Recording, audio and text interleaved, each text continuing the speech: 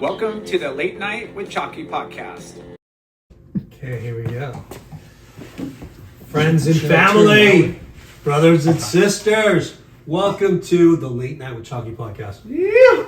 Woo! Our guest this week, a ripper surfer and shaper with over 30 years of shaping experience. As a young kid, he was sponsored and competing, destined to be going through the pro route, I'm assuming. Yeah. He had no problem getting custom boards, but something sparked his interest about the board building industry, and in 9th grade, he stripped a board of its glass and shaped a board. How'd you know that? I don't know. Over the next several years, he fine-tuned his skills, shaping a lot of boards for himself, his brothers, friends, and eventually started his own label and company at the young age of 22, 23, I heard. He has been mentored by some of the best shapers in the world, including the late Ben Ipa, R.I.P. Ben. Rest in peace. Dennis Jarvis of Spider Surfboards, Bill Cilia of Nirvana Surfboards, and he's also been shaping for TNC for 20 plus years.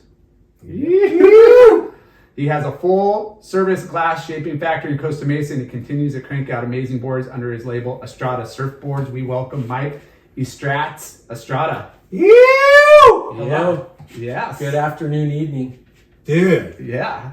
I'm just stoked to be We're here. pumped, dude. I want to, before we were talking and how we were talking about Echo Beach and just the Newport scene, which was the epicenter of surfing trends, fashion, design.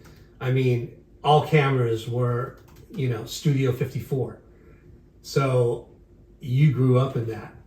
And it's pretty cool, you're in the ranks of Kwok, Preston Murray, Jeff Parker, Gothard. Dude. Those guys were, all legends. And of course, we were a little bit younger than those guys. Yeah. But when we'd go down to the beach, they were out there and, the cameras were on the beach. And, you're a little starstruck for sure. Yeah. Well, let's start where you found surfing. How did it all begin?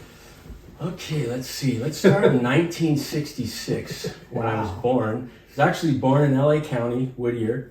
My parents lived in La Habra, which is actually right next to Whittier, but it's Orange County. I never knew La Habra was Orange County. Yep. It's border. Yeah. Yeah. I was kind of prior to sitting down with you guys, I was kind of looking at those just to make sure I got my facts right. 'Cause, but anyways, and I, if I'm not mistaken, it's not quite. I was gonna, mention it as the Inland Empire, but I think it's just on the border of the Inland Empire as well. So, Orange County. So mom and dad lived in La Habra, divorced when my brother and I were young, and so my mom moved down to Costa Mesa when I was about 4 or 5. Lived with my aunt. We actually lived on, where Newport Boulevard and 18th Street is. Rochester and going east is actually where Grant Boys used to be on the corner right there. We lived in a little place right on Rochester, and that's basically kind of where we started.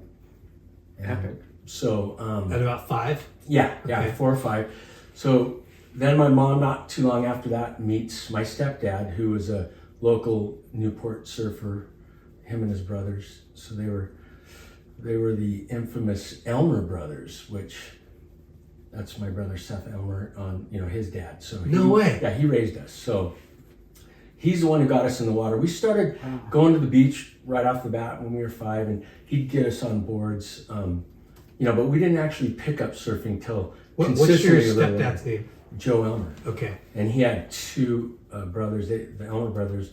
I guess they had a pretty gnarly reputation back in the day. We'd always go to Mexico and stuff, and I think they did a little drug running, but they didn't back then, right? Yeah. But anyways, he was responsible for my brother and I learning how to surf. But we started off on boogie boards. And, What was the go-to spot? 15th Street. My mom and my aunt would go down there and lay out on the beach and take us kids down there, our cousins and stuff.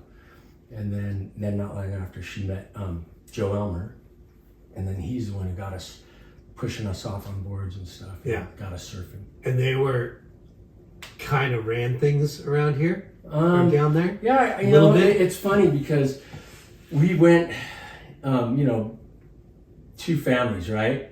Estrada family, Elmer family. So when we were down here, we did go by a last name Elmer, but yeah, I guess over the years, people have gone, oh, you know, your dad was Joe Elmer, your stepdad or whatever. Yeah, it was, I guess they're, you know, pretty gnarly, martial arts and all that stuff. Well, I remember. Wow. Did Seth try to do the tour? Oh yeah, stuff? Seth like, had probably more surfing accomplished because he was gnarly. I remember. Yeah, he was a good surfer. Yeah. And you know, I'll talk about that later. But my parents moved from Costa Mesa down to Encinitas or Del Mar. So Seth was around 7, so he grew up surfing Seaside Swamis. Those were his spots. Yeah. And Now, are you guys cousins or no, half brother? Same mom, different dad. Oh, Yeah, okay. Yeah. So, and he lives in Hawaii right now. He still surfs a lot. He works with Hans Hedeman. Okay. Awesome. Yeah, right, cruising. What a trip. So 15th Street, boogie boarding, then you start getting pushed into waves like Yeah. where Blackies or River Jetties or somewhere. 28th Street, yeah. Blackies. Yeah. And I'll never forget the time, one of the first times, you know, Joe took us out there. I'll just say my dad, have a lot of respect for him. He, you know, pushing us off, and I remember purling and the board flipping up in the air and coming down like right next to me. I was hit me in the head, and my mom running out, you know, to save me. She was just like, but you know, but it was fun. Yeah, Good stuff. yeah. Good stuff. But The guillotine coming yeah, down. exactly. You know, and so Luckily, it didn't hit you. yeah, 'Cause it could've changed the course of it. Exactly. Yeah. That's why, you know, when you're teaching kids to surf, you gotta just teach them slow and let them go. Yeah, with it, you know? yeah. Didn't Gerlach get whacked really hard? And then he took some time off. I think you're right. Was it I vaguely remember somebody, that. Yeah, right? somebody We told like us real this, early yeah. first couple sessions, board like straight into the freaking head. Yeah. You know, I don't Surfing's know. dangerous. Yeah. You know? Yeah. I mean, I'm I sure got- we I all got- have it. Yeah. Yeah, I got scars Dude, Just everywhere. of injury. All I over the almost way. lost my eye. You Yeah. know, I mean, this goes on. Yeah. For sure. So you have Dave is your brother. Yeah, Dave's my full brother. Is he younger or older or? I'm the oldest. Okay. I just turned 57. Dave's 55, going to be 56, I believe. Okay. We're about a year and a half apart. And then Seth is about, let's see, I think Seth just turned 50, so I think we're about 7 years apart. Yeah. And then I have another younger half brother, Scott. That's around the same age as Seth Okay. from my dad's side of the family. And they were all, you know, we all grew up surfing and stuff. Yeah. But anyway, so let's see where we're at. I got ADD, so sometimes I might be a little all Yeah, over we're the just place. talking about Grom Hood, Yeah. just learning. You know, do you remember what type of board you started on? That's the thing for sure. I remember Jim Turner with like electrical black tape keeping the nose on it about that, you know, about 10, 12 inches down. So that thing was one of the first boards that I had. Longboard or? No, it was a little like single fin swallowtail. It was probably, I'd say that board was probably in the neighborhood of maybe 6'5" or something like that. Is Jim Turner a shaper or? Yeah, he was a shaper. Okay. I mean, I think he's pretty, you know, well known, and as far as shaping goes, I'm not sure where he was shaping, but I remember just the name on the board. Yeah. And then not long after that, as we progressed, you know, then it was like, I think my brother had a Rich Harbor 7.4 diamond tail. My dad made us ride longer boards. Like the short board thing was going on, but you guys know you guys are gonna learn on a little bit longer boards because he wanted us to develop, you know, whatever style and He wants you to be a get little the more feel, yeah, smooth and yeah, polished. exactly. So that, and so I kind of, and a lot of, at the time as we started to pick it up, you know, a lot of the young guys were riding those kind of white fat twin fins and Yeah. stuff. But we didn't actually, until we got to a certain point, then my dad was like, oh yeah, you can ride shorter Yeah. boards. So Well, that and just paddling, like your kids, you know, they just a tough time. Yeah, you you know, guys catching are waves, probably you so know. wiry, yeah. right? Like Yeah. tiny, skinny, wiry kids. Exactly. But you know, it's interesting. I remember the first wave that I finally, like I was purling and getting pissed and I wanted to quit surfing. At one point, I'm like, you know what? I'm not getting the hang of this. I just want to quit, you know?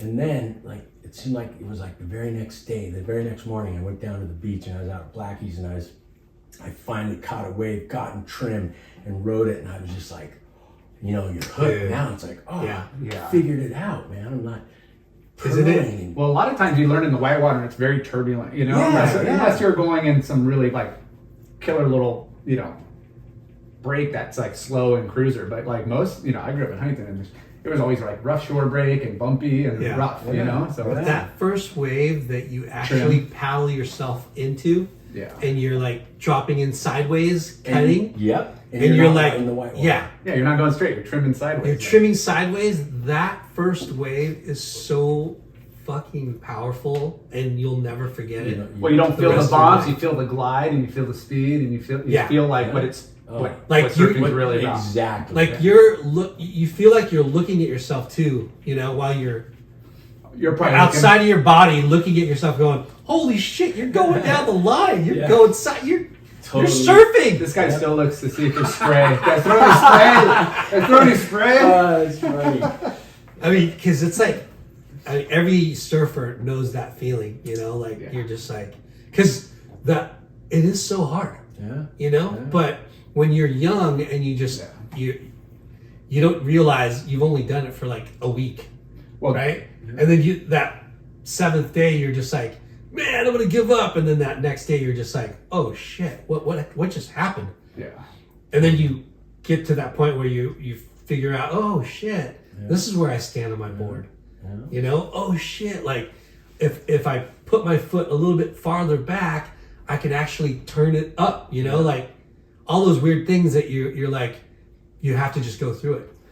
Right? Like we always talk about like even just sitting on your board, you know, when you're first starting, how you like sit and you fall because the board squirts out of your, you know, off your butt. And you're just like, what is going on here? That's one for, you know, every once in a while I'll do, you know, surf instruction lessons, and one of the first things I do with the kids is get them to feel the balance point on the board and where you're going to paddle, optimum paddle ability and stuff like that. So that's just where your chest sits, right? You know, where the part of the board where your chest should sit while you paddle. Yeah. I mean, it's like you said, paddling, you need the board above, Yeah. you know, but there's that sweet spot to where you're like, it's just above, you know, from hurling, which is really hard to get after a while. You know, most of the people, you're overcompensating, and then you get that like sweet spot, and then you're like, wow, okay, I can paddle finally. So starting off, as we like to talk about, you know, the first spot you kind of go to, and you're like, you feel comfortable, because I mean, Newport was pretty localized, right? Yeah. Huntington was pretty localized. So, what you started off there? Yeah, so it was, you know, our parents would take us to Blacks when we first started surfing, and then we were living. Well, we lived all over the place in Costa Mesa, Newport, when I was living with my mom down here. But we would ride our bikes to the beach and stuff, and so it would be depending on swell direction. Didn't start surfing, you know, 54th until we got in a little bit later and discovered it and all that. But yeah, we were kind of hung down by call it the kiddie streets. Yeah, which was going off the other day, by the way, right? Dude, I mean, that every place has its moment. Yeah. That West Swell got in there. Was I pulled up, checking it out, and Estrats was taking a shower, and I'm like, woo! He's like, dude, it's the best I've ever seen it. I'm like, really? I'm like, really? In a lot of years, for sure, you know, because, you know, Catalina kind of blocks us. Yeah. Or at least Newport. Yeah. A lot of times, I mean, I have a Huntington Beach parking pass, because I go up and surf Yeah, we HB see in quite a winter. bit. Yeah, dude. And it's like, you know what? HB, I love HB, man. I during Thanksgiving, turkey right in front of the hotels.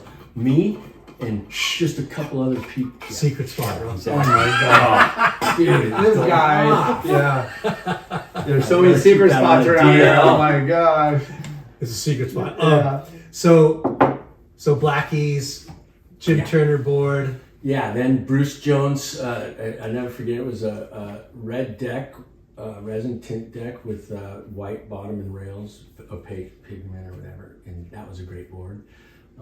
Brother had a Did Bruce Jones have any shops down south or just Sunset? I think just just Sunset, Sunset.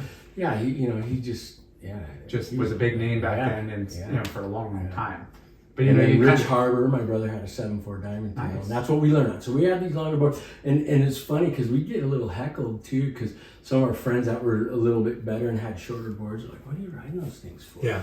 It's like, well, you know, And you're not riding a Russell, right? No, but I did. That was one of my so from that Bruce Jones 7.0, I went to a Timponi shaped 6.5 Russell, and actually that board was insane. It was yellow bottom and rails with a white resin deck. It was, because back then it was like resin beak noses. Yeah.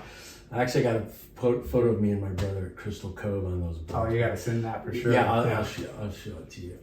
But yeah, so that was a good board, and that's right when I kind of figured out that fins played a huge role. I think I was like 11 or 12 at that point. It was like, oh man, my buddy let me borrow a fin, this kid that lived around that block from me, and I switched it out, and that board went magic for a while. Then I stuck my old fin back in there. I was like, something about the fin made it good. But so I had that board, and then from a 6.5, I went to I think it was a Wave Tools or something. Yeah, Wave Tools 5.8 twin fin. That was a game changer. Yeah. Yeah, those things were insane, right? Yeah. I mean, and by that point you're turning and trimming, and so when you get on that board, So was Joe a good surfer? Yeah. Yeah. Yeah, he rode for Surfboards Hawaii back in the day. I mean, he but they were involved in a lot of other stuff, so he kind of didn't really go I think he was with I forget which club it was back in the day. We used to go to Mexico when we were kids. I remember crazy nights on the beach and fireworks going off, and I was just young. Yeah. But we'd go down there and I think he was buddies with Sal Avila from El Ranchito. They were all family friends, so they hung out a little bit. Yeah. Yeah. So the Avila restaurant chain? Oh yeah. Okay. Yeah. Was that guy a surfer too or no? Sal's unreal, dude. Sal actually went to, he was on one of my Indo trips back in 2001, right after the World Trade Center. He was one of the guys on our trip. You're kidding me. Yeah, he knows a lot of people. Yeah. Family friend. How funny. Wow. Did you know that? Yeah. Yeah, that's kind of cool. So we I heard that I knew he surfed, but I didn't know he was a ripper. Yeah, on that trip we surfed Desert Point, and I was in my 30s at the time, early 2000. He was the oldest guy on the trip, and he surfed as long as and I had guys on that trip, friends that were from Hawaii and different places, anywhere from early 20s up to, I was in my early 30s. He was like 50 at the time, or oldest guy on the trip, stayed out charging just as long. Yeah. And then he's got a place down in San Miguel too, and we go and stay at his place down there. How rad. Yeah, he's a good guy. So, when did you start venturing out to the other hotspots? When you were riding Wave Tools? Well, got a little persecuted riding Wave Tools, trying to surf other places, but really?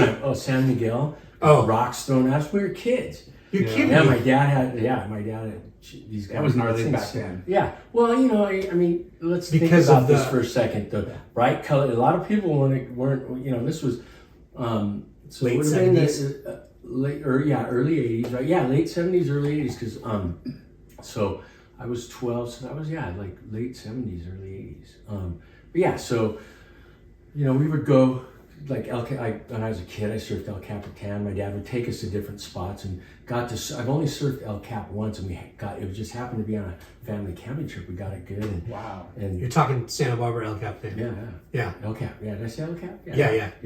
And you scored? Yeah. And it was only, that place is so finicky. I'm telling you, I know, that's the thing. So it's a great wave. I've only really surfed it once. Yeah, exactly right. Yeah, it doesn't take off, and I've only surfed there twice. And there's other swells where he could have gone, but I just did 2 days up there one time. So good. Yeah. And you got it good. Yeah. I've only gotten it shoulder high, but it was so good. It's meaty. It's thick. It's it's not. It's good. And it's got bigger boulders on the inside. I was kind of bummed because towards the end of the session I broke the fin out of my twin fin. So that kind of really. So you're about to tell us you're riding Wave Tools. So I wasn't riding for. Yeah, we got heckled that. And that was just a random trip down to Mexico when we were kids. We were at San Miguel. Because it was the start of the neon phase. Yeah, and you were at the San Diego guys. I'm sure that those guys, Lance and those guys traveling up and down the coast, maybe pissed off a few people. Yeah. Well, Lance surfed the pier a lot. Not a lot of people like him. He claimed death. Okay, and then we're like, you could see And yeah, it was gnarly. And I was a Grom. I mean, I was a little. I was on the sidelines and I watched some shit go down like quite often. Yeah. Yeah. But yeah, I mean, you know, and it's funny because I basically at one point we got in there with the Wave Tools crew. We were the younger guys, but Lance and Richie, they're awesome. Yeah, Richie's for sure. a good surfer, and sometimes they're misunderstood. But yeah, they so we were riding, those boards for a little bit, and actually we're on a team. We had used ones, and then my dad one year bought us 2 boards right off the rack. Back then it was kind of expensive. Right? Yeah. We went in and bought them off the rack, and then not long after that, Lance was having a tryout for the kids, local kids down in Newport to get on the team. It's funny because my brother made it and I did, and I messed up in my heat or whatever, and I didn't actually make the team, but my brother Dave did. So I was having. Oh, I was. It was just for a brief time. But yeah, I was bummed. I was like, oh man. They don't do that anymore, huh? Run like team events to get on the team. They got to start again, right? Yeah. That'd be so rad. It would be Just cool. Like make it way more prestigious and competitive. And Richie was already ripping. Oh yeah. Who were the guys kids you looked up to? Yeah. Yeah. So around that time so that was probably one of the first time ever doing a contest thing, and like Jamie Reedling, Yeah. he was a ripper. Robbie Todd, the Giddings brothers were at that, but Greg had already been shaping boards for all his Corona Del Mar buddies, right? And but I think Greg was just trying to get in. He wanted to learn some stuff from Lance or whatever. I don't know, but he was already shaping. But they all came down and tried out all the Corona Del Mar guys and stuff. And I want to say, I think we weren't in high. I don't think we were in high school yet. junior high? Well, yeah, I think it was junior high or maybe the first part of high school. But yeah, so Because you're like Todd Miller. yeah, he's Todd Cordell. Those guys are a little younger than me, Okay. so I'm kind of like Brillo? Brillo's around my age. He might even be a little older. What's the other dude? Brian Podger. Yeah, well, I think he was a Brookers guy, but we were all, we were all Todd Hazelton. Hazelton Wow. was Yeah. around. Good names. He was Keep 'em coming. Pacific Coast Surfing Sport. Yeah. Remember that? Yeah. We called it Cactus Surfing Sport. 'Cause Yeah. we had the cactus. But yeah. So I know I'm going to be going all over the place here. I'm trying to. It's okay. My ADD's kicking. Yeah, in. no. But yeah, so We're trying to, put all those people in yeah. perspective. So. But yeah, there was a little crew. But you had your River Jetties crew. Like you had what's the guy's? So Steve Kane was surfing the river with Bonnet. Remember Todd Bonnet? Todd Bonnet, yeah. And then he was a river guy, and then you had DLC was a River Jetties guy. Yeah. Remember? DLC. Right? But yeah, you just had little pockets, and then you guys had the Huntington crew, which back then I think was like, Gerlach, Rob Cole. Rob Cole. Yeah. He's a little younger. Larry Cole. Larry Cole. Colvin. Yeah, him and Gerlach. Right? Yeah. Yeah. They were like 2 peas in a pod. They hung out. I remember those guys. Because, like, going back to that era, the shapers, like, from what I remember, Newport, like the Russell, McCoy, Wave Tools, those were like all the fucking rippers were riding those boards. Yep, right? exactly. That's who we were looking up to, and then Because you were a little younger, right? And that Hot 100. Yeah, so that was kind of and I was I kind of consider, I think I was sort of a late bloomer with the contest and stuff, especially these days the kids are starting young, but I didn't I didn't really have a whole lot of competitive success at first, you know what I mean? When did you do your first contest outside of? Richard Woolcott kind of encouraged me to get a little bit serious about that, because we were into punk rock, so we were going to the Cuckoo's Nest, and we were hanging out with in junior high or high school, right at the end, that last year of junior high, which was 8, going into to 8 to when 9. music is just everything. And the Cuckoo's Nest was going, so we were kind of. How'd you get into punk rock? Just some friends down the street, they were They were all, They always had we the were all best hippies. parties.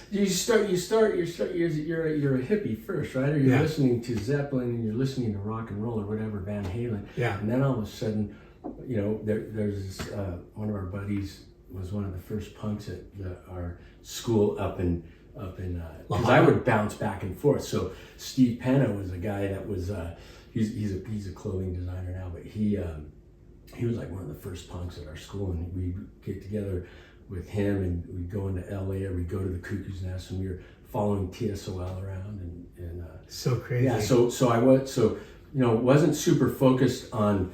We were surfing for fun, and we were hanging out with this other guy, Darren McCommon, had a red bus, and he'd take us to punk rock gigs in LA and stuff because we couldn't drive yet. Yeah.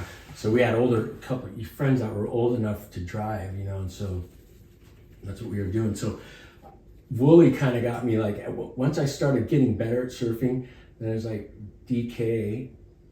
Quack. Yeah, because we'd always then we started surfing 54th and 56, and then DK just put my brother and myself on the team just because we were always down there and we were surfing all the time. Yeah. So we got right when Quicksilver was just turning from the mountain wave to the comp wave, and so Danny, we were you know, got on the team right then, and then we also were surfing. You're kind of one of the original fucking Grom. Danny kind of, you know, Team, Danny's right? the marketing wizard, right? Dude. He had LA, you know, he knew what to do, the networking part of it. So He knew how to we were the, you know, you had your beach. HB guys, then you had your you know, San Diego, all up and down the coast. Yeah. Danny was just, you know, had everybody strategically placed. Yeah. And so, you know, back And he then- was a ripper. yeah, And he charged wedge. yeah.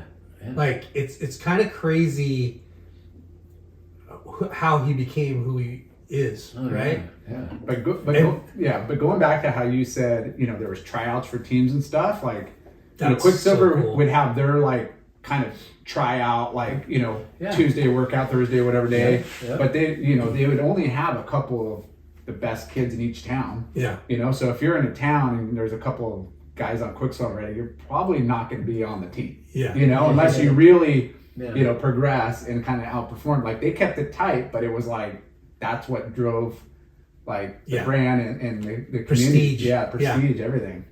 Those guys were on it. Yeah. It was And a like good time. going back to you getting into punk rock, that the 80s, you know, so much of culture was there's so much, it was exploding in every different direction. Yeah. Because like even Newport, right? Like you had the dudes that were listening to hip hop, like breakdancing and Yeah, shit. yeah. And then because Parker was doing that, Yeah. what's his name? Mark Reeder. Mm-hmm. And then you had like Parker, you know, maybe a week before that, he was a rockabilly with the clown's hair. Yeah. You know, and it's just so funny. But like the trends that those guys set and the ska, the mod, Mm-hmm. all that rockabilly, new wave, like that was like that generation. Yeah. That was a good time for music too, for sure. Yeah. Good time for everything. Yeah. You know? Yeah. So did you got sponsored by Quicksilver? Yeah, Quicksilver, and then Newport Surf and Sport had a team, you know, and we were on that team, and we do little tryouts at River Jetties in front of Paul Houston Stam's house. Is that where you lived? Right, I lived right at River Jetties, and so, you know, you have a few of the HB boys that were like Eddie Flores and Jimmy Flores were on Newport Surf and Sport team, because I think they were kind of like Brookhurst guys. Yeah, definitely. Maybe, right? They Yeah. weren't full. I mean, they were Huntington guys too, but you know what I mean. They were kind of like Tom McElroy and yeah, McElroy was definitely. But so we were like so we had a little team there, and Newport Surf and Sport was cool because we'd go on team trips and stuff. Yeah. We went out to Todos Santos Island a few times and stuff. And he's kind of like the first, he's supposedly the first surf and sport guy, Yeah. right? Yeah. Newport Surf Yeah, and that's Sport. where my parents used to buy, you know, we got our OP shorts there. Let's go to Surf and Sport. And they'd give you a backpack too, you know, the Surf and Sport backpack. Yeah. Yeah, so it was pretty cool. So about that time, you know, you had different shapers starting to come, like Jack Sykes, for instance, broke away from Wave Tools. I was one of his first team riders. I used to go to his house in Huntington, his garage, and order boards from him. You know? Wow. So I think I went from Wave Tools to Lineup, and then from lineup, I did a little stint with McCoy and Newport Surf Company. Yeah, Greg Pouch. Yeah, Greg Pouch, and then who else was I getting boards from? Got a few from Tim Pony that were really good. And Tim Pony's still the man. Yeah. I have so much respect. That guy makes beautiful surfboards. Yeah. But he made me a couple of really good double wing. I used to ride double wing squash tails. Yeah. But I had anyways, a couple. You were rad. We interviewed. Dylan Sloan rides them. Yeah. The little kid, he Yeah. came from Maui, I think, and he's over here riding for you guys now. Yeah, The kid rips. he does. Right? But the Big Tim Ponies freaking were 15-year-old. futuristic, like Yeah. at the time, like way ahead of his. Well, him and Stussy used to shape for Russell, so Yeah. you look at the similarities in their beak noses and everything. Yeah. The beak noses and like the boxy double wing Yeah. squashes or swallows. Yeah. Nice hip, nice, like the outlines were, a little bit more modern. Yeah. The bottom contours. Yeah. Yeah, it was cool. So were you starting to do all the like Yeah. contests? So going back, Willie, I think Brad Gerlach had this contest called Let's Go to Brazil. It was like a function for him to get enough money to go to Brazil. That was one of my first contests on the south side. And I think I made the final of that one, but I remember my first NSSA final was an Explorer at Taco Bell Reef, and I made the final of that. And I think Chris Burke was in the final, and some other guy, Big B. Yeah. Yeah, and that's the one. And I think Wooly, that's kind of right when Wooly was really kind of encouraging me to try and to kind of focus on competition. So then after that, I was like stoked because oh man, I want to surf the NSSA. Yeah. But then you start surfing contests, you're like, for a while you're second round clown or whatever, first round clown. I remember one Salt Creek Explorer, Ron Quigley, I think he won it. But I think he might have been a couple years older than me, but when I saw him surfing out there, Creek was like pumping, and I was like, wow, he was ripping. But, that's what I liked about the NSSA is you went up, it was one thing, you went you went up and down the coast. Back then you went CCSA and WSA were all local beaches, and then, if you did the Explorer Open or whatever, you're surfing. Did you do the WSAs too?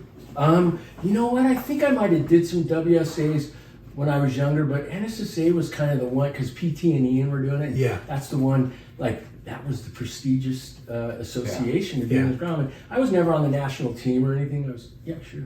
Yeah, the WSAs were great because it was mostly your local lineup, and they had killer gift bags, and stuff. And then NSSA, there wasn't really gift bags; it was just a trophy and the competitive and the accolades. It was more legit, prestigious. So you do the CCSA, CBAs, or whatever, the WSAs, and they'd always have fun, kick-ass events with killer prizes. And NSSA was strictly you're surfing against the best kids up and down the coast. Yeah. Speaking of CSA, Boothie used to judge those, and I think I surfed a couple of those. Booth would call it the Cambodian Surfing Association. Because the acronym, he's like, it was pretty classic.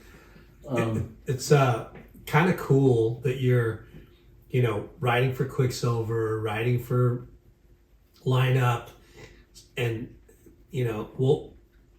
was it Wooly that was, and Quack that was pushing into surf contest? Yeah, well, Quack was just stoked to have us down at 54th Street ripping or just surfing wherever because we were starting to progress and our surfing was getting better.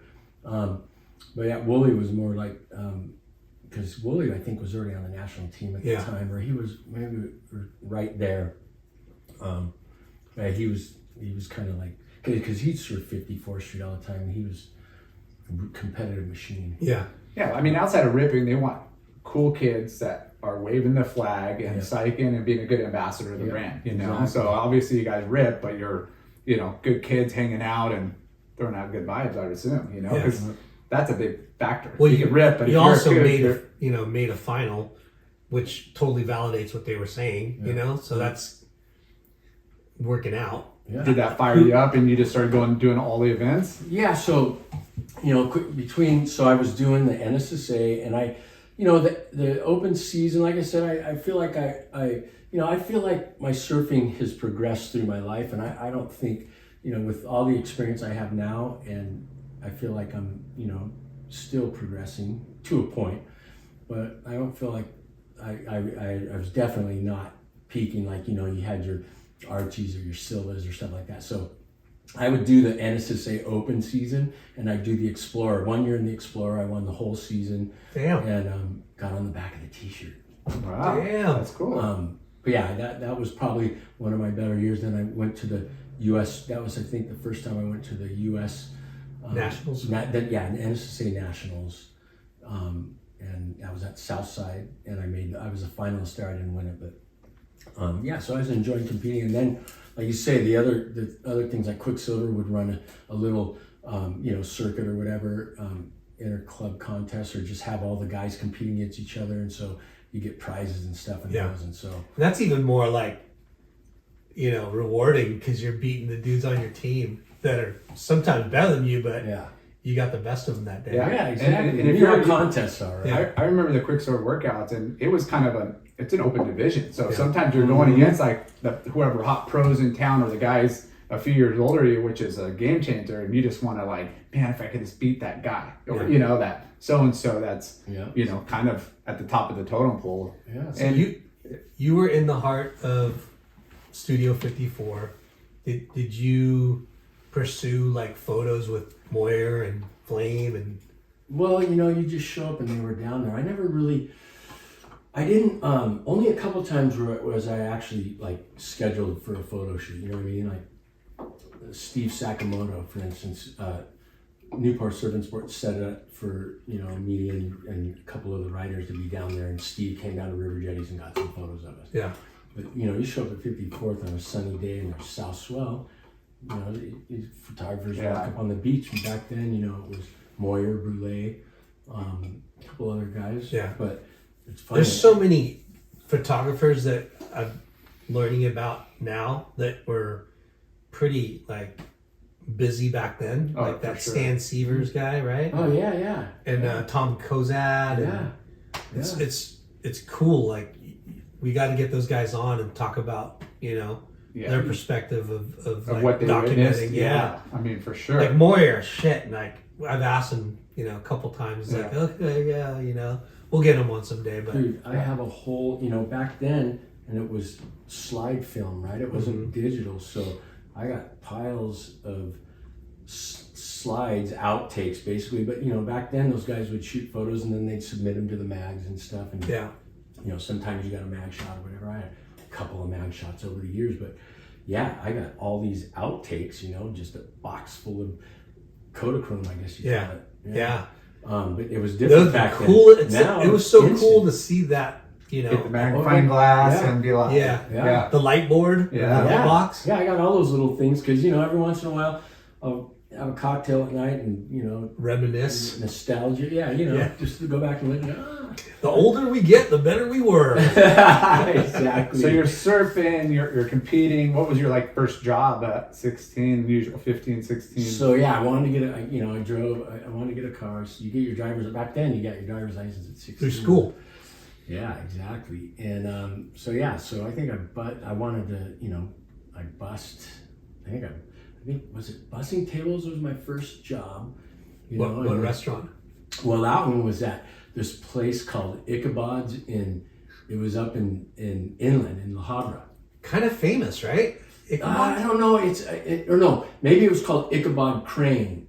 It's like a restaurant up there. And I was, at the time I was living up there, but I was, again, I was bouncing back and forth, but I think that was my first job. And then my mom told me, if you can hold down a job, then I'll co-sign for you on a car. So then, nice. I got it, so I had a used car first, and then she co-signed for me a little while later. And I think I had a white Honda Civic SI, those little hatchbacks. Yeah. Perfect. I ended up selling that to Taylor. You remember Taylor Wizenat? Yeah. He bought that. I remember him driving that. Yeah, that was my car. I sold it to Taylor. Yes. Had black rims. Yeah, you got to have the hatchback so you can fit the boards. Exactly. You didn't want to put boards on the roof. Yeah. that's why trucks were popular, obviously, or vans, but like not very economical, you know, Yeah. like the sedans. Sick. So Hatchback. it's kind of interesting though, you know, growing up, having dad up inland, mom down at the beach, just going back and forth. But it's interesting. I think I went to almost every elementary school. We were like gypsies. My mom and dad would move around, and I think I went to almost every elementary school in the Newport Mesa School How District. funny. Wow. I started at Whittier Elementary, then I did a stint down on the beach at Newport Elementary in second grade, and then I was at Newport Heights. Then I went to Sonora, you know, over by the fairgrounds, you know, where the Oakland Skate Park is. There's a little neighborhood. That's where my parents last lived before they moved to San Diego. And I went to Davis Middle School when it was right next to Costa Mesa. So we moved around quite a bit. And you went to school in La And Habra too? I did. I did a part of seventh grade because, you know, back then it's like, oh, you know, you weren't getting along with mom, I'm gonna live with dad. You know what I mean? Yeah. I don't know if you guys know what that's like. I do. I know Yeah, for sure. yeah, My dude, parents so were it's like- divorced. I'd be like, I'm bouncing, I'm going to mom's house. Yeah, I'm going to yeah, dad's yeah. house. You're being So- mean. I'm out of here. We did that, and so that's so the first time I was actually, so I spent most of the time at mom's house because it's down by Close the to the beach, beach, yeah. and we had, you know, we were always going to the beach. Then we started hitting bumps in the road with mom, so then we would go up to dad's, and that's kind of when I started meeting some of the guys up there that surfed, you know, like I think John Hume was one of the guys that was surfing. He was from that area. Then Bobby and Paul Gomez. Got to be pretty tight with those guys. Still tight with, I see Bobby more than I see Paul, but I still know those guys. But Yeah, that's how I right. met those guys. And then Paul, and then those guys drive us to the beach, and we'd be surfing 54. So that's how we made that connection with those guys. Yeah. So when did you, you know, get into like the board building side? Because you got all these shapers. You're probably visiting like their shaping bays and their rooms, ordering customs, because that's Yeah. kind of the vibe back then. So I have a cousin that used to hang out with us as well. His name's Sean Major, and he had his own label, Han Surfboards. But he was an airbrusher. But Han and I were always kind of fascinated with he started shaping even before I did. But I was riding lineup surfboards at the time, and Jack let us take a surfboard blank, and we both shaped. Together. Shaped half of it. He shaped one side, I shaped one side. I did it for my youngest brother. And then Jack glassed it for us, and we gave it to my youngest brother, Scott. So that was my first, I think that was the first encounter. Then when I was in ninth grade, Costa Mesa, plastics class, I was riding a board that I got from Craig Dahl, CRD. I don't know if you know Craig Dahl. Anyways, he used to surf 54th Street, and he knew all those guys. He went to Newport Harbor, and he traded me. I wanted a shorter board, so I traded a 5/8 Wave Tools for this hand-shaped board. I think Dennis or Bob Langdale made it, and it was for Kerry Kalina, and Kerry Kalina's initials were KKK, so it had KKK on it. And like my mom's like, oh, "What's that?" And I go, "Oh no, that's just somebody's initials." But I went from a 5/8 to a 5/5, and then I decided I was going to peel the glass off of that. And me and another guy I was going to school in plastics, and we're like, yeah, that was our project. So peeled off the glass, shaped it down to a 411 or 50 single fin. And we did the whole thing, and that was the next time that I kind of messed around with fiberglass and all that.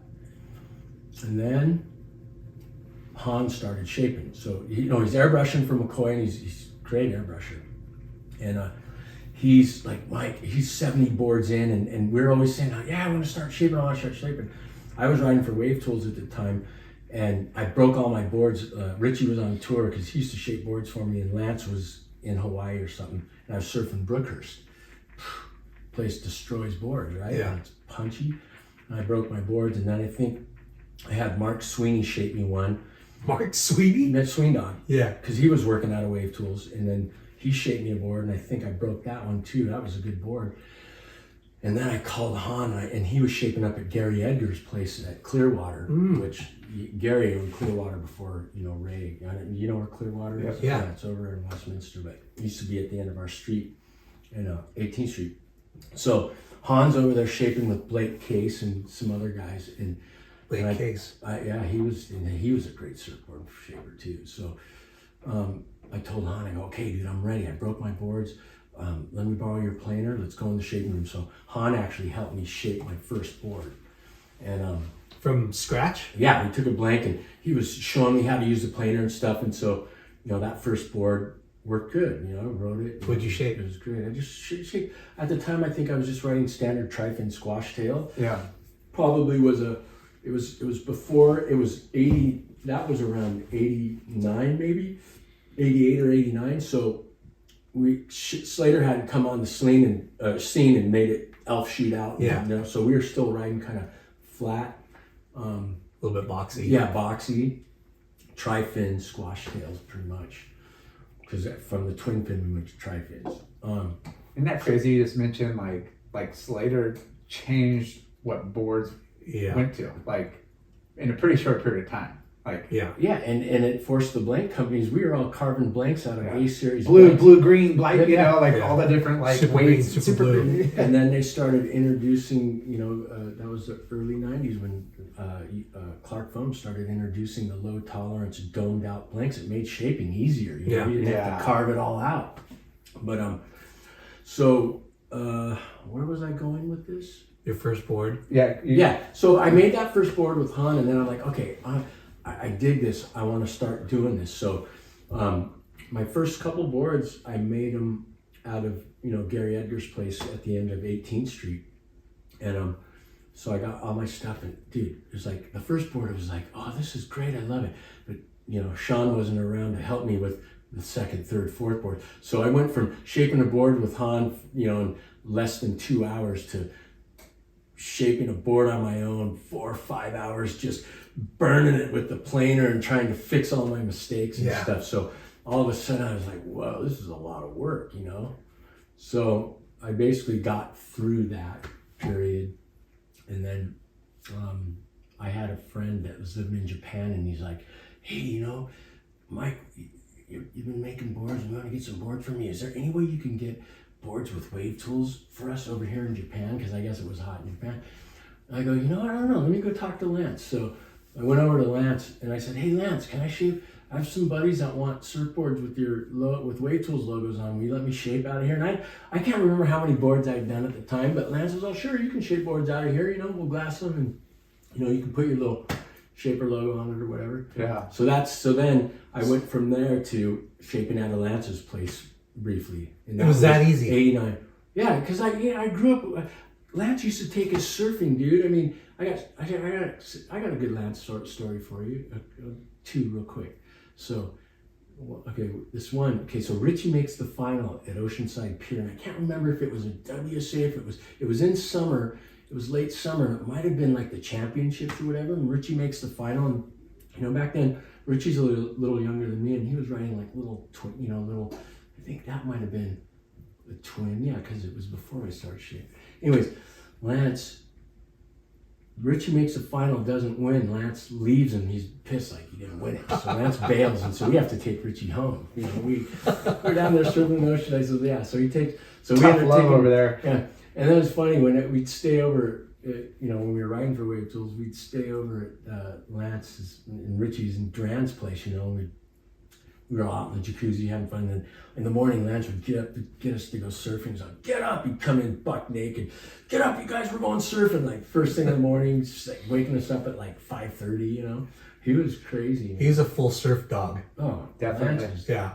Dude, he was so gnarly. Even I can remember, he would surf 18th Street all the way up, on longer boards, all the way up into I forget when he moved to Tennessee, but yeah, he was always, he bought at the pier. Yeah, Lance was, he charged it. And then he was going to Kauai and all that stuff too. Yeah. So. He's a good server. He ripped. Yeah. Yeah. So when you're shaping at his, were you putting the Wave Tool logos on? Yeah. And then your label, like Yeah, a little, I had a little Estrats label. It's funny. I just had somebody recently bring me they called me up out of the blue and like, hey, we got one of these old Wave Tools with your logo on it, and they wanted me to buy it, and I'm like, well, shoot me some pictures, and I'm like, yeah, well, I'm not going to pay you what you want for it because I don't really think it's worth anything, but I'll if you want to bring it down here, I'll trade you a board for it. So this guy and his son come down and so I trade him a board for this board I shaped. I have the date on it. It's one of my personal boards, 6.6 step up, Wave Tools logo, Estrats logo. Wow, epic. But it's cool to see that stuff starts coming around, Yeah. I have a couple of customers that have been buying boards off me for a long time, and they'll go, "Hey, I got this board just sitting here, So did those boards you shape for Japan go to Japan and make some money? Yeah, and then I figured, I've always figured if you associate yourself with an established label, that gives you a little bit more credibility. So that's kind of how I did it. So I went from Edgar's doing my own, Estrada board. I don't even know if I had a label at the time, but then I started doing the Wave Tools, and I was there for a short period, and then What was the second story? The first story was Lance Lance staying at Lance's house, and he'd come in buck naked, get us up to go surfing and stuff. And I thought that coincided with him living on the beach. No. That was that one. That That's so Oceanside funny. story was classic. So what? It's kind of fortunate that he was that cool because you guys are good friends to bring you under his label. Yeah. Like it was that easy. Hey, I got somebody who wants to buy Wave Tools. I'll shape them. Well, let's slap Wave Tools logos on them. And I figured I've always felt like there's always something to learn, and I learn from. Obviously, you're going to learn from people that are more experienced than you, right? So. And Lance, there's nobody, I don't know anybody that can shape a board faster than Lance. I mean, back then, flat decks. It was, you look at the boards, they're flat bottoms, a little bit of V. Yeah. Lance could gut them out so fast. Yeah. I mean, he's working with, tools, and he's a big dude. Like, he muscle it through it. But he also had a system, That's one thing. Over the years, I've seen a lot of people start shaping and then people leave it. And, there's a lot of people shaping today. Most people are using the machine, which is good. The machine has a place and, dials the boards in. But and there's a lot of young kids that are picking up planers. And I think I get bored shaping computer blanks. I mean, obviously, when you're busy, you get more stuff done doing that. And they're, they come out beautiful and stuff. But I still love hand shaping boards. And it's, you don't get bored, Yeah. Well, it's art. It's art For all sure. the way, and you're really so the kids these days that pick up the planers, and I know there's a few out there that do that, and I know there's other guys that just get on the computer and just It's got to be blanks. balance, It's like you got to do both. Yeah, but So how long did you shape under? I was at Lance's so it wasn't super long. Maybe I want to say it's around '89. So. Yeah, I want to say it was probably about a year because I had a guy that was buying boards off me that liked to paint boards, and he made he's like, hey, I got a setup in my garage. It's funny because I go from being in a factory to going into a garage and then starting my surfboard factory. But I'm like, he's like, you could shape them, I could airbrush them, and I'm like, that sounds like a good idea. Let's try it. And then so I left. After being at Wave Tools for a short period of time, I just started doing stuff out of my friend's garage. His name was Sean, and so he would airbrush them. So we did a few there, and then I'm like, you know what? I'm like, we should just start a factory. I go, I know if I start a factory and we build shaping rooms. My cousin Sean, Sean Hahn was doing all the Surfside boards and stuff. So he had accounts. He was actually the one that was keeping our factory afloat at first, because he had enough business and yeah. And so I what I did, I said, look, let's just do some homework and see if we can make it work. So I talked to Sean. I go, he was up at Edgar's. I go, hey, if I start my own place, would you come in? I'm gonna do like 4 shaping rooms and. You could have a shaping room and just give us the glass work. You got the Surfside account. And he's like, yeah, sure, I'll do it. So then basically, I borrowed $5,000 from my grandfather, and he borrowed money, and we basically started the factory. And What'd you call it? It was called E-Laminators. And they used to call us D-Laminator. How everybody, they want to, talk shit. whatever. Yeah, exactly. So it's like, So we had that, you know, when you first start up, everybody's looking at you like, what are you doing? You know what I mean? Yeah. But we outlived the name. But yeah, so it was E-Laminators, and we did that for a run and had some, you know, Sino. Is that your JC. first business venture? Yeah. Yeah. Yeah. Now, And prior to that, so when I wasn't, before I was full-time shaping, like, I worked at Quicksilver for a little bit, going back to jobs. Like went from, you know, bussing tables and washing dishes because I wanted to surf during the day and work at night. So I worked at Magnolia's Peach. I worked at Dove Street like I was all over the place, right? So I did the restaurant thing for a little while. And then I started cleaning swimming pools for a friend's company. So I was cleaning pools and surfing, and then and I worked at my ex-wife's grandfather's company for a little while. So just doing this and that, and then start, like, I was cleaning pools at the time, part-time, and then I was trying to do the surfboard thing. And so then I'm like, let's do this. Let's get a factory. So we started on 18th Street, across the street from where I'm at right now. And so yeah, it's how, you know, and I'm like, all right, we build shaping rooms, we bring shapers in, we do the glass work, and we were, you know, we were never in the, what is it, the red? We were always in the black. the black is good. The black is good. Yeah. Right? So, but yeah, so it was self-sustaining right off the bat because, you know, we filled the shaping rooms, and Mark McConnell was in there for a little while. Yeah. But then this guy Sean was a good salesman, so he would go after, like, I'm not a good salesman. He would go after business, actively pursue, because he was in sales part-time working for another company. So he would go after, he got the Nirvana account, he got, you know, Ben Ipa coming through, he kind of hustled that stuff. So. That's killer. But in the process, He was networking people Exactly to come right. over and shape. and I don't think I've ever really been that great at networking, but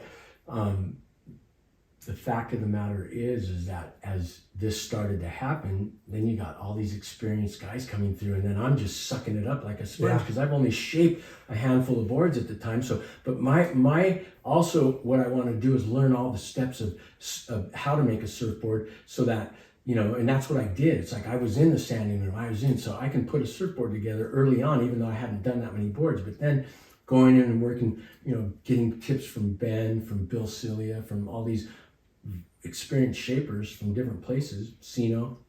You learn a lot here and there, and they were willing to share things with me and templates and stuff. Yeah. And, you know, incidentally, just because somebody gives you a surfboard template doesn't mean you can use it. You know, there's a lot to it. And I'm still discovering things about these templates that I got from Ben and Sino and How rad. different people, you know, going down and working in Peru and just different places. So you never stop learning, and there's, you know, and you can still make a bad board, you know what I mean? Yeah. Everybody makes a bad board, and we don't really know why. You do the same thing, you think, oh, this thing looks good, and you've probably experienced that, right, Jay? Yeah.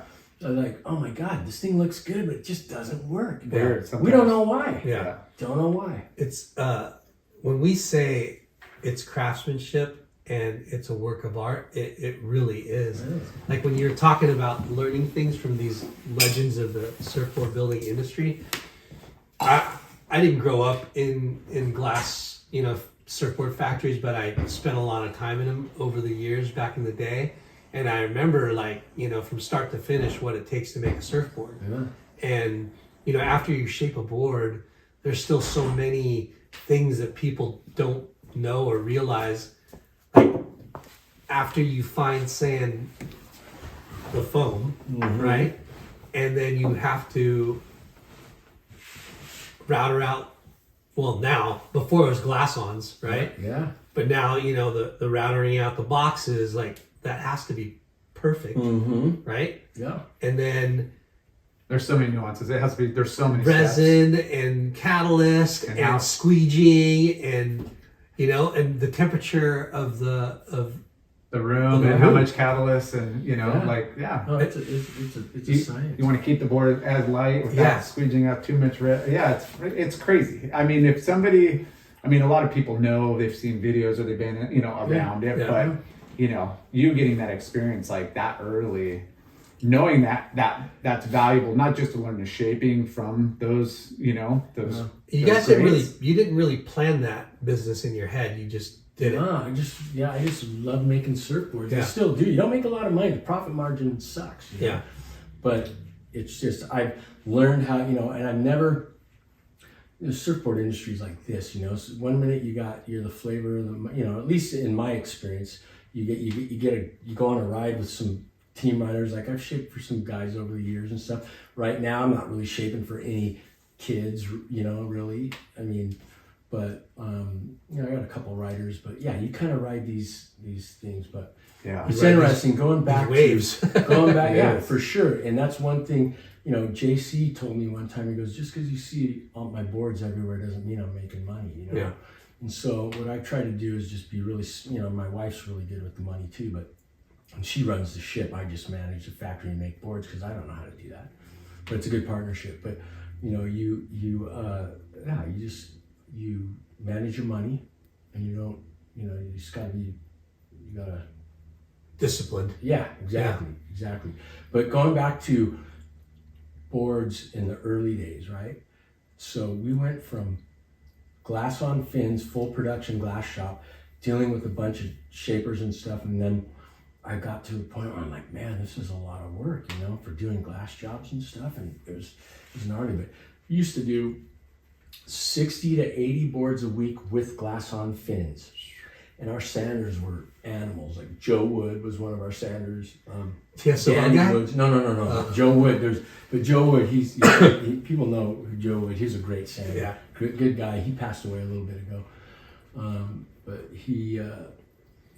those guys would sand glass on fins. These days, the sanders got it easy, right? Oh my gosh. Yeah. it was an art back then. It's still an art form, but back then it was, because I remember getting some boards, and we call it the cancer, the board cancer, which is around your foot and heel, which is around your two front fins, because they would over sand. Yeah. Yep. And Exactly right. you'd just be like, oh man, like that was once that cases and cracks, it's like there's no repairing that. Like you can repair it, but it's gonna keep breaking. You ever get that? Like, or I was just a heavy surfer. You're heavy footed surfer. Didn't happen to me. You just go straight. You got to turn to Sand, every step along the way is important For sure. for the finished product, right? Yeah. But your sanders definitely, if they have a good lamination, good hot coat, then they don't have to, they don't need to sand it. It's flat and, that's a good point. killer, and you don't have to take a lot off. Yeah. But how about like just air spraying was so popular back then too? You see sprays here and there now, but like almost every board coming through. Did you guys have like a spray room too, or was? Yeah, so we had an airbrush room and well, actually, you know what? At that time, Han was who was spraying my boards back then when I opened that up, and then we got affiliated with Nirvana, was Rick Karen. You remember Rick Karen? Yeah. Legend. Yeah. Rick Karen. And I think he's still at one of the shops right here, but I recently saw him not too long ago, but Rick was Like doing Rick a lot. did. Yeah. Dream. Yeah. He was over at Knox. Yeah. And so I would take up my boards over there, and Rick would airbrush them, and he'd do hot coat sprays too, the spray on top of the hot coat, right? Yeah. Right. He did some rad stuff for us. Yeah. We had some. So you guys you got this factory going. You're fine tuning your skills. Things are rolling around. Were you still like doing competitive surfing, or was this straight workhorse now?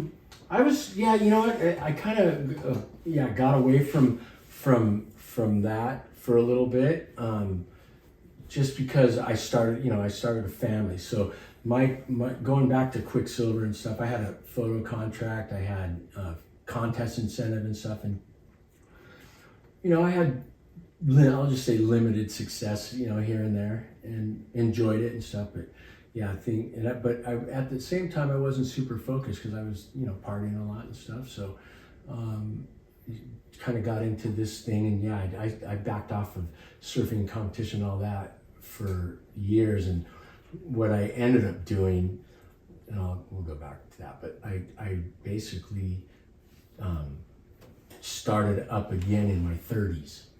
Because I'm like, I've been shaping for kids and going on the contest. It's good marketing. It's like, if I'm going to be down here, I might as well surf the old guy division, right? Or it was masters.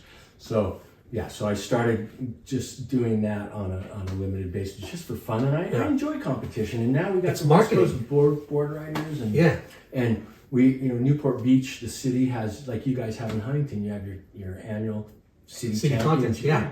And dude, the prizes are killer. You're down there with all the kids, all the age groups up to like, you know, I mean, I've been competing against like Giddings and all the guys that are in my age group, the guys that you know, grew up surfing with. It's mixing business with pleasure, and man. you got to feed it. And it's good exercise for us old guys. Yeah. So, It gives you a little pep in your step. And you're staying in the scene, but in an authentic way, right? Yeah. Like you're not just trying to sell surfboards. Yeah, you are. Yeah. But you're living the life that you've lived. Yeah, exactly. You know, so and people, dude, it's a business write-off. Yeah. You know? Yeah, exactly. Marketing. Right, dude. Traveling. Yeah. And it's fun to talk shit on your friends when you beat them, right? That's right. Good times. So going way back. What year? Sponsors, your Quicksilver, your lineup. What was Newport your Surf and Sport?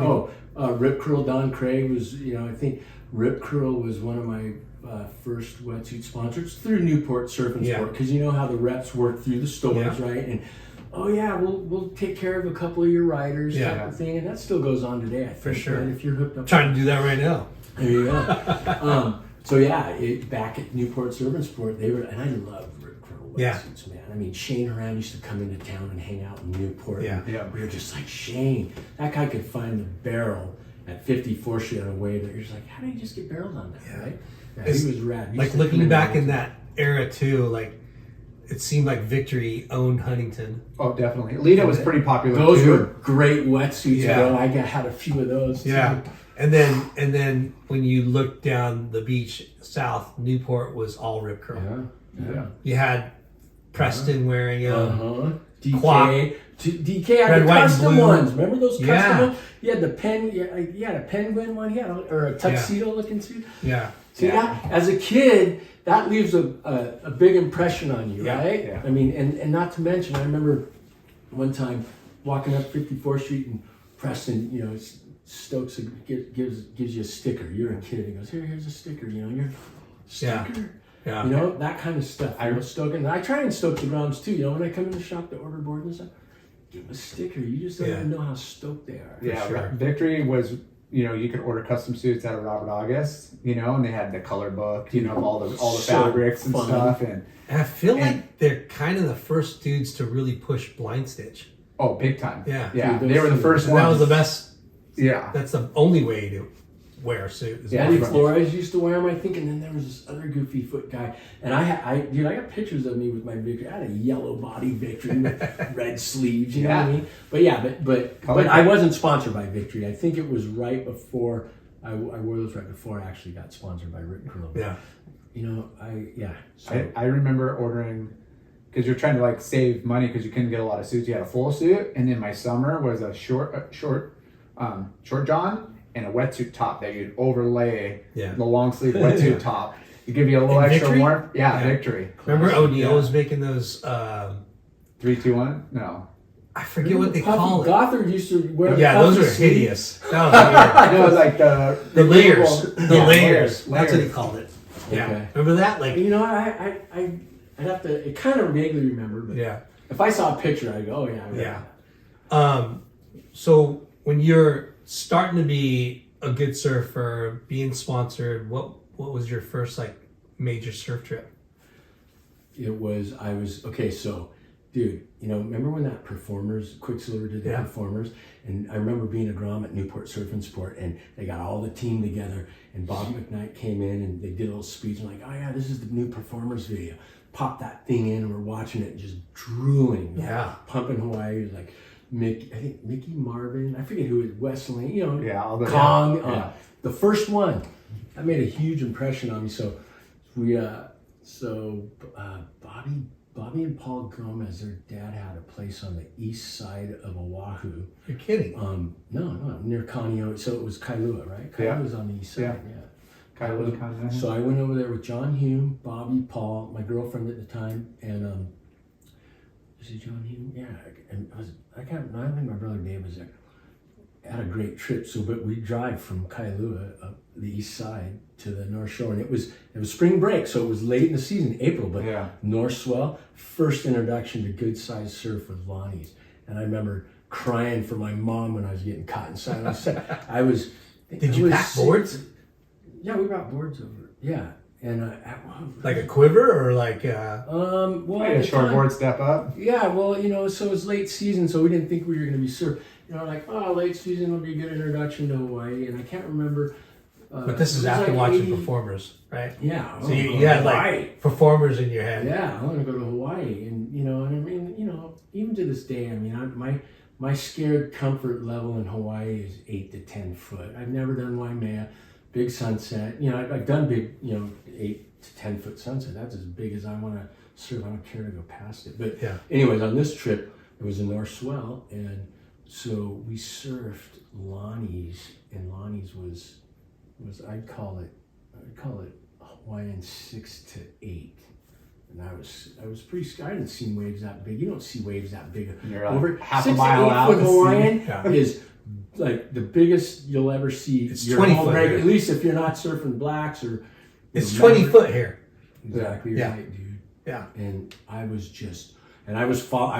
watching what the Hawaiians were doing when there was this Hawaiian guy in front of me. I'll never forget, and we made it barely over the first wave of the set, and it was just cresting. And then I opened my eyes, this next one's breaking top to bottom, and I see the Hawaiian guy let go of his board, and I'm like, okay, I'm not hanging on to this. But what made me relax was when I went underwater, I opened my eyes and I could see all the bubbles and stuff, and I was like, and I made it through. I'm like, okay. So what you see up on top, you just got to learn to relax. And so that was an eye opener for me. But after that, then I was like, oh, I want to go to Hawaii every year, So, I was riding for Quicksilver at the time, and, it was like Elkerton, you got to go over to Hawaii and prove yourself, right? Yeah. It always will be the proving ground. Definitely. Yeah. And being part of the Quicksilver team opened doors for you guys. Yeah. Right? Like you got a little bit, you might might not. And Chappie would come over and you'd see him surfing 54th, you name it. Quicksilver's had legendary parties, right? And we do fashion shows, and we used to do those fashion shows and stuff. Yeah, we're in the mecca of surf culture. Yeah. And everybody comes, and whether it's shapers coming over to shape in bays over here to sling some boards, or pro surfers coming over here as to surf contests or pit stop. I heard, Wave Tools was the spot dang for a long time. Yeah. Quicksilver, Wave Tools. Shane would come in and out of there, and then Shane was riding for McCoy, and Jeff McCoy would come over and shape with Pouchy.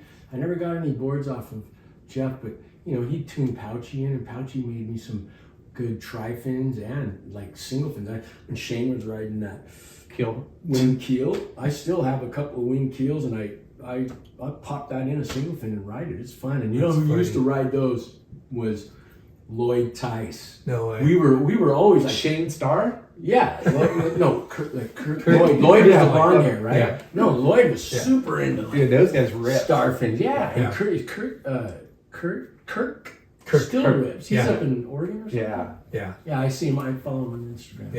Yeah. His Grom's ripping. Yeah, and his mom ran the WSA for a while too. Yeah. They were super embedded in HB. So,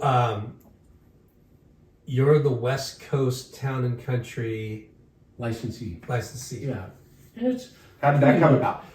So the story behind that. Jade Howe, who was with HIC in the early 90s when HIC was blown up. He's a t-shirt clothing designer, and he's worked for Gotcha, other, Quicksilver. He's worked for a lot of different people. Really good clothing designer. He ended his stint with HIC, and then somehow got involved with Town and Country. And Town and Country set up a little place in Costa Mesa off of Superior. They had a little warehouse, and they were going to establish whatever, their clothing distribution or something. Yeah. And so I've known Jade for years, and I'm like, Jade, I go, dude, Town and Country, you're working with Town and Country? I go, hey, if they need any boards produced over here and they want to ship them, whatever, we can do them out of my factory. And so that's how. Yeah, because it's so expensive to ship, back and forth. Yeah, or just if they want any anything done. Yeah. So at the outset, we had a good, solid team from up and down the coast, and I was doing boards for guys up and down the coast. Some of the guys that were riding the boards at the time here, I think Bobby Martinez was a team rider, and I think I might have made him a board or two, but Bron Houston Stam was right. Oh, yeah, I remember him. Bron. He still gets boards off me, and then he left us and went to Channel Islands, but then came back and got boards off me. He said he was stoked on my boards, so he was, I'll just buy your boards, and I'm like, all right, cool. Yeah. But Nate Tyler rode for us for a little while. No way. Yeah, Nate, and it's funny because well, anyway, so we had Was some this- good riders. When because D-Ball rode for Town and Country, and so did Richie. Yeah. Yeah. During that was before me. Okay. But I remember. I believe. I want to say that. I thought I either shaped D-Ball or glassed him a board. I remember did a board for him. But yeah, he was Hanson was shaping for TNC at the time, and Richie was next door to me, and Gordon, I think his name's Gordon Hanson. He was shaping for Town and Country, and I think D-Ball got some boards off of him. Yeah. Those guys were Town and Country, but that was probably me. At the time when that was going on, Spider was big, right towards the mid. I was doing a lot of glassing for Spider at that time, but so going back a little bit, so I decided I didn't want to have 4 shaping rooms, right? I was like over it. A couple years of just glassing, and I was just like, you know what? I want to focus. I want to make it smaller and focus more on my own boards instead of trying to run a 4 shaping room and manage a glassing factory. I just didn't think it was worth it. So we shut that down, moved across the street, and then built a smaller factory, and that's where I'm at today. But that from there, focusing on just my own stuff, and I was still briefly with Nirvana, and then that went away, and then I was just starting. And then I decided I'll do a little bit of glassing. So Spider was blowing up. Remember when Dennis was blowing up? Yeah, the momentum generation. We used to glass like 40 or 50 a week for Dennis for a few years, and then that kind of went away. And then the Town and Country. At some point you gotta do stuff to keep it going. So Totally, dude. And I don't think I'm the greatest marketing. I'm just not a networker or whatever. I just kind of keep to myself. But I know over the years being associated with the industry, so you just kind of put feelers out there. So I just hit Jade up. It's a bummer because you can't sit still and rest on your laurels. Never. You have to even though things are going well, could be the best. Yeah. You always have to prepare for the worst. And you got a great running business. You were never over ambitious where you had to, downgrade. You moved once, but you could just throw out feelers and people know who you are, respect you. You're putting out great work, and if things got slow, I'm sure you could make a couple calls and pick up another 20, 30 boards that week or that month or whatever. Yeah. That's exactly it. I never overextended myself, and I'm sure you get in a comfort zone, but then you're like, okay, I can see this is coming to an end, and let's say anything in life, it's all about this. You got to ride the peaks and valleys, and you got to be smart in between. So it was like I was like, okay, well, this thing with Spider looks like it's not, it's kind of it's waning or whatever. Yeah. It's like, okay, oh wow, TNC's setting up in town, and Jade Howe's working with them. I'm gonna go talk to Jade. Yeah. So then that's where that ride started, and then that kind of fizzled. They closed down their little Costa Mesa thing, but I've always got along. Craig and Linda, they're awesome. I've always got along with them, and we always, even for a while there, after kind of that waned a little bit, I was still making. We were on a verbal. I wasn't even on a contract with them. I'd just send them royalty fees, and then things started to ramp up again with this. The 80s airbrushes and them celebrating their 50th year, and then all of a sudden we start getting a little busier, and then they're like, oh hey, you're doing, we're starting to ramp up. So then we signed another 3-year contract, but there was a while there where we were just in cruise mode, and it was just on a verbal. Then we just recently signed a 3-year licensee, and it's just a per board royalty fee that they get. And did you experience an uptick with not only their anniversary but just the whole COVID thing? Well, dude, those are some of the almost 3 busiest years we've had in a long time. If you're a surfer, you can't go snowboarding, you can't go see gig, right? You can't do anything.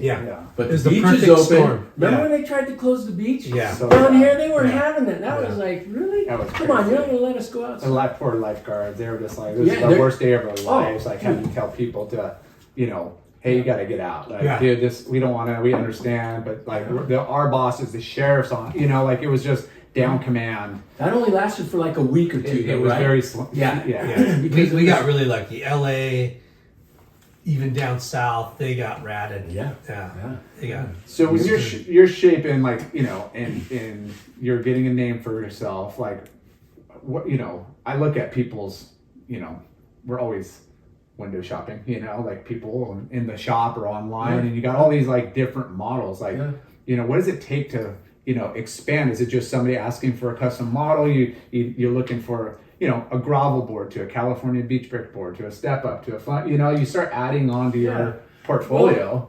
Well, I'll tell you, a lot of that's based on feedback from different team riders. You know, Yeah. just working, like a couple of guys that ride my boards like to get real experimental. Like this one kid, he's a good surfer, but you wouldn't know who he was. But I mean, he surfs 56th Street, he charges, he goes to Indo and stuff. He was surfing a lot with Ryan Birch, and so he came back from an Indo trip, and he's like, "Hey, Mike, check these things out, you know?" Yeah. And he goes, I wanna tweak them a little bit. So at that point, I'm like, sure, dude, I can get this out of that blank. I'll pick up the planer. So I hand shaped him some ASEMs, and so and I've never done any ASEMs. The only ASEMs I've ever seen were Lance's sailboards. Remember? Yeah. But I'm like, ASEMs, they've been around for a long time. Yeah, if that's what's happening right now, I can make you some ASEMs. Yeah. Well, but I think what Ryan Birch is doing is pretty cool. You know, he's got his little theories and stuff. But as far as models go, it's based on, you know, someone coming in and going, hey, I like this board, but I want to tweak this and that. And so it's really, it's team, I think it's team rider driven. Yeah. Of course, you can look out there and see what's going on. Like, okay, I'm going to do a fun shape model just to cover that gap. But you also got to cover like Yeah. the novice kind of beginner guy, the intermediate over the weekend work, you know, people that are obviously physically a lot different than the ripper. You know, you want to highlight and showcase, hey, you know, you could rip, you know, first class on the boards, but you also got to cover like the meat and potato guy. And so for an example, like one of my models, they call it a Bandito. It's one of my most popular models. It's like a performance shortboard with just a little more width, and you know, people are putting more volume in their boards and everything. But that was based off of feedback from someone who brought in a board, and they're like, you know what, Mike, can you make me something like this? But and it was, you know what Channel Islands was doing, not the neck beard, was it the dumpster diver? Yeah. Remember that model? Yeah. Yep.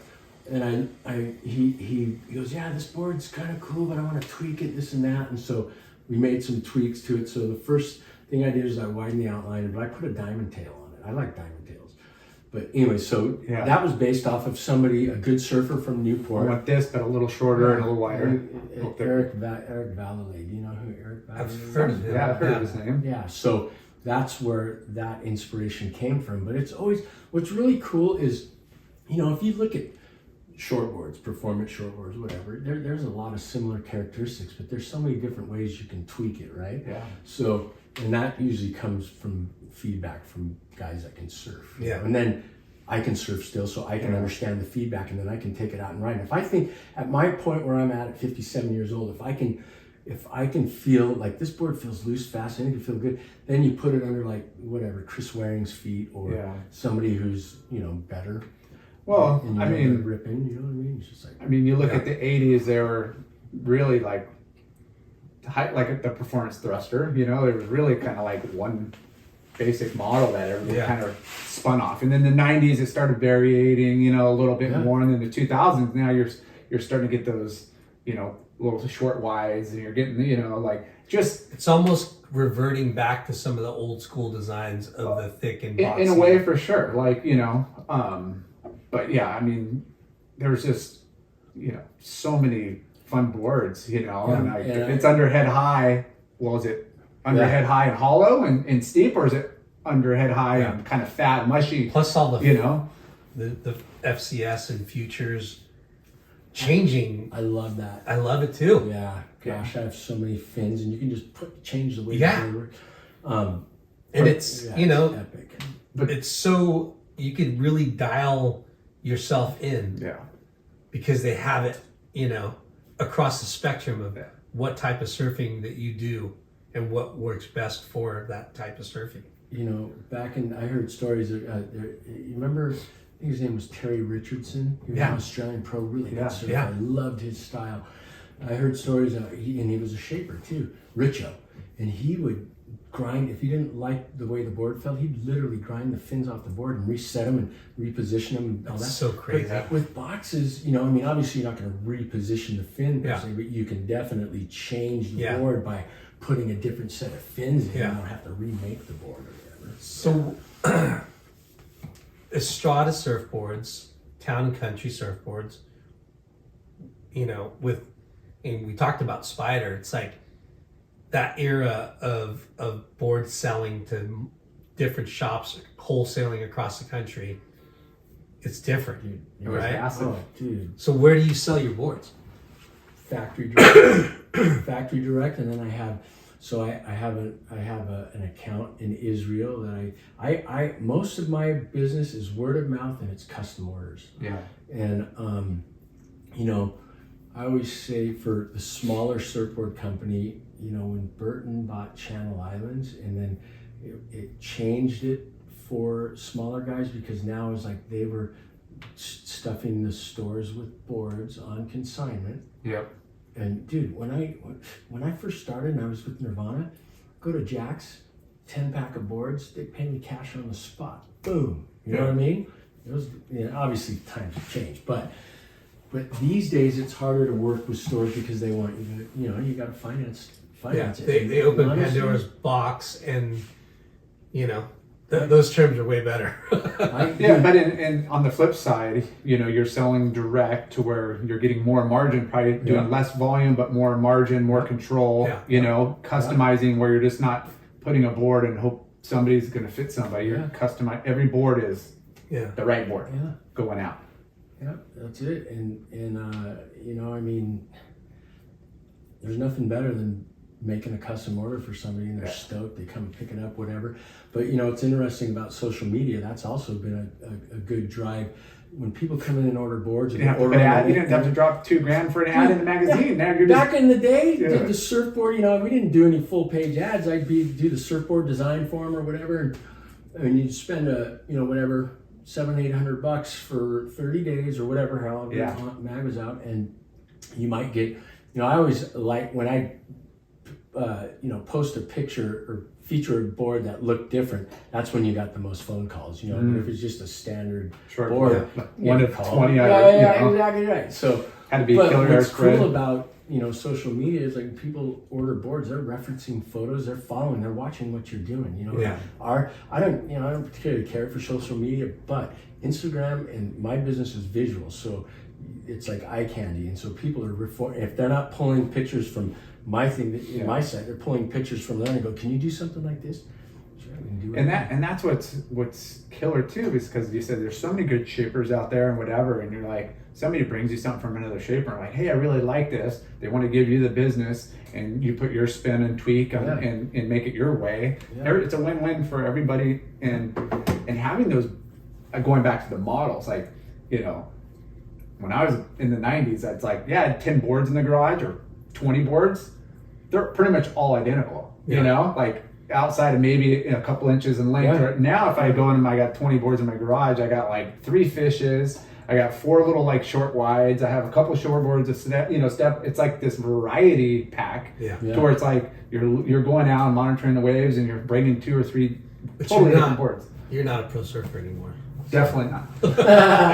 But you're still ripping. But all of our he's ripping. all of our friends, you know, that whatever caliber you're at, you're kind of have the same mindset, and you're having the same type of quiver. Like you go to your garage and it's, you know, a couple boards. It's a couple boards, but they're, you know, you have your performance shortboard, and you have your fish, and you have your fun board. Well, and that's what's made shaping boards, making surfboards fun.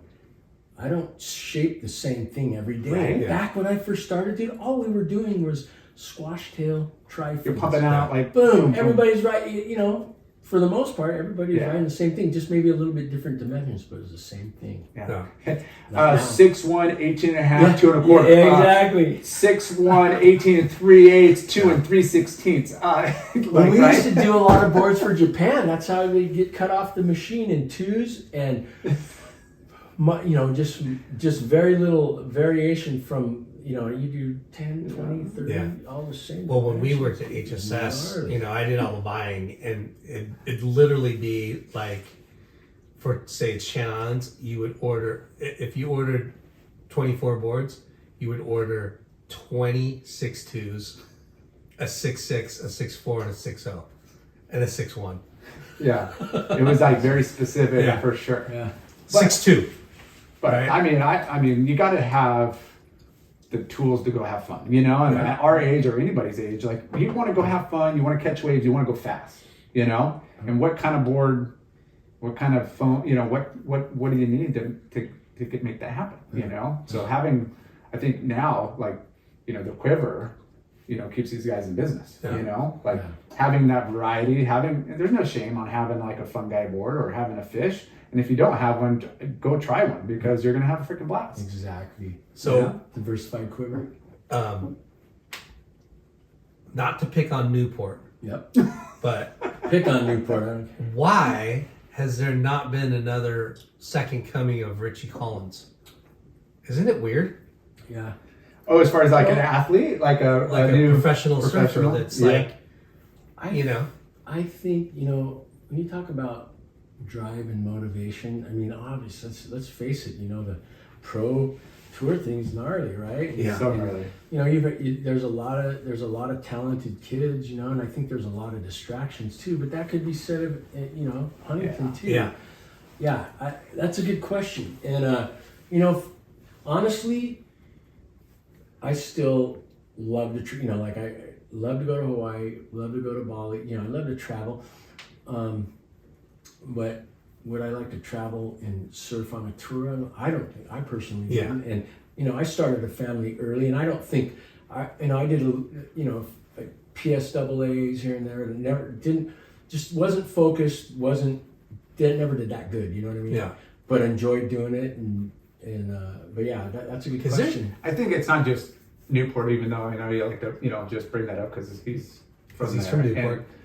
But I think it's across the board, like why isn't there that many? And I think it has to be how expensive the youth competitive scene is, how lackluster sponsorship is, how there's no Pro-Am series to really kind of help elevate and bridge those gaps. I mean, there's phenomenal surfers everywhere, but There is, but the motivation, not everybody has parents with deep pockets, although there are a lot of surfers that have coaches and staff and Yeah.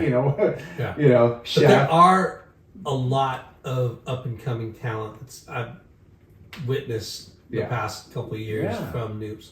Even like that, that's what I like about the West Coast board riders too, right? Yeah. You get to see the younger, familiarize yourself with those guys. And over the years, I've made boards for some of the young kids as they are up and coming and stuff. And truth be told, the percentage that are actually going to make it, you put a lot of time and energy into making boards for people. And I particularly don't chase that avenue, I enjoy making boards for those guys, but there's just a lot that goes into it. And I'm getting older, and it's like I just want to make custom orders for people who want my boards. And I don't care if I make a board for a Grom and I see that Grom on another board. It's just the way it's always been. You know? It's like, but to the answer to your question, I don't know. There could be a couple factors there. Yeah. But I just think about, be honest with you, I wouldn't wish the pro tour on anybody. I mean, it'd be fun to travel the world and surf, to be on the dream tour, right? Yeah. But what they have to go through to get there, that takes a lot of determination, motivation, money, and there's a lot of good surfers everywhere. Yeah. Now. It's not, back in the day, it was Australia, you had a few from Brazil, you had a few from Peru, but now there's just an explosion everywhere.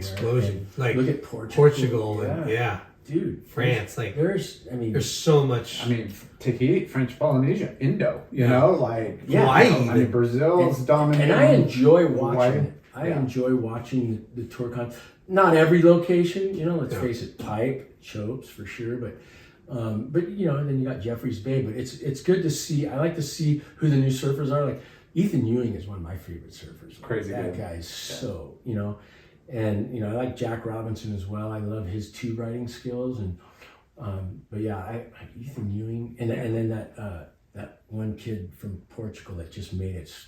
He's solid. Portugal. Yeah, I think he's a Portuguese surfer. I think he just made the tour, right? No, not Portugal. What's the other country? I'm drawing a blank. Is he regular foot or No, goofy? I think he's a goofy foot. I'm so drawing a blank. No, dude, it's because this it's whole not year Portugal. and the half cut off. Did And who's you on watch and who's not. the World Juniors in Sanitas? Dude, I saw a clip that Fuck. those guys were ripping. The waves were insane. Yeah. Right? Well, So Joe how to get- Vaselko's daughter. I was just gonna say, Yeah, shout out to Joe Vaselko. Yeah, Joe. I made a Francesca, couple boards. is that her name? Yeah, Francesca or Francisca. Yeah. She was That fucking pretty- charging. Yeah, they were ripping. I was stoked to see her like win the whole thing, but the other girls, holy shit! Like Alyssa Spencer, Girls, dude, they're ripping. Kira Pinkerton was Yeah. ripping. Yeah, Like, I used to surf with their dad, Jim. Yeah. He's classic. NSSA. but that the Ramsey. kid that won, yes, Ramsey. Ramsey, He's from Bukai, Morocco. Morocco. Yeah, That's Morocco. Oh man, I love the way he he surfs. kills. Yeah, Dude, they got some Solid. waves down there. yeah. But that Jarvis Earl, Yeah, the dude that won, I've never even never heard of him. never heard of him. But there's two waves that I'll never forget in my life of That he him. rode. Yeah, Oh, good. I don't think I've like seen that. holy. It was so like Aki-esque Yeah. what he did Oh, really? in the semi, and then the final was good, but the semi is where you were just like, holy shit, that was fucking insane. Yeah. What is like the juniors? Is it under 18 or Under 20. Under 20. Yeah. Yeah. A lot of good surfing. Yeah. A lot of good surfing. Poor Alyssa Spencer. Did you hear what happened to her? No. She was in the semis, winning the heat, 12 minutes left, paddled back out, fucking wave exploded her, and the board smashed her in the face. Oh, She no. couldn't paddle back out. She's yeah, bleeding. that's right. Yeah. Gnarly. So she lost the heat. Yeah.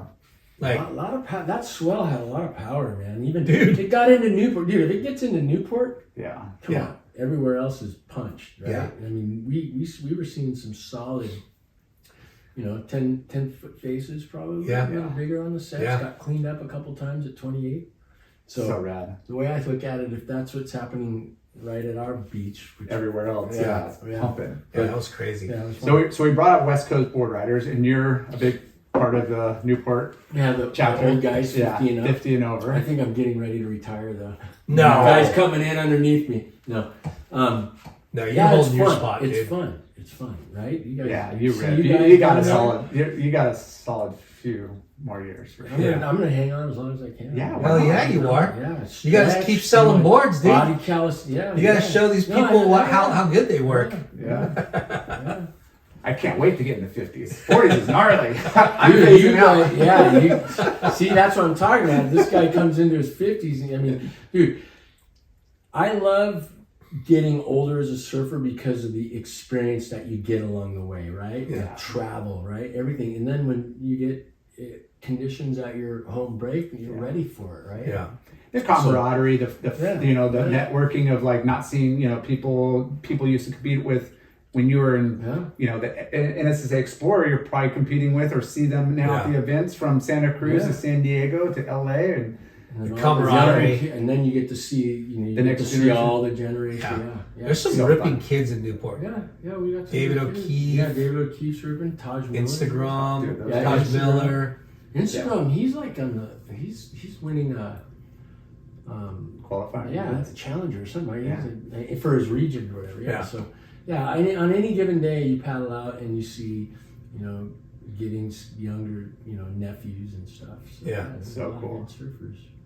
Any travels in the books? I usually go to like coming up. Just like Southern, I like this year. So I go down to southern Mexico, down south. I have a friend that lives in a little town down there, and he runs a little thing. So I go down there. Cool. Annually.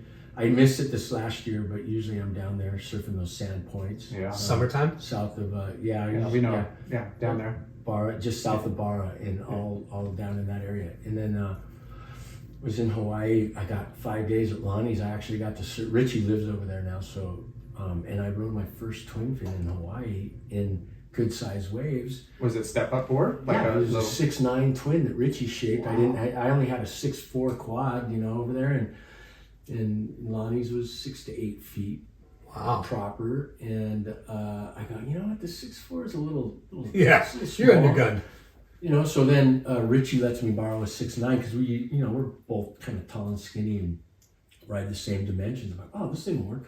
It was funny though, because guys were like, oh, they were tripping. They're like, wait, Richie, I just saw you go backside, no, and then you go frontside, and then we got out of the water. And like, oh yeah, they're both riding the same. He has the same airbrush on his boards, but it was cool to. I like trying different boards and stuff, and I've been making a lot of twin fins lately. But it's inspired me to make some step up twins because they were good, man. That's awesome. So if people want to get boards from Estrats, where do they go? How do they get there? EstradaSurfboards.com. Estrada Surfboard Design on Instagram. Right on. Yeah, you type in Estrats, in Google. Yeah. Come up. So you mentioned the step up 20. You mentioned the Bandito. What other models are top performing models? I have a super sport model, which is just kind of like a high performance shortboard. Yeah. I don't come out with new models as I take my popular models and I'll just tweak them for the times. You know what I mean? For sure.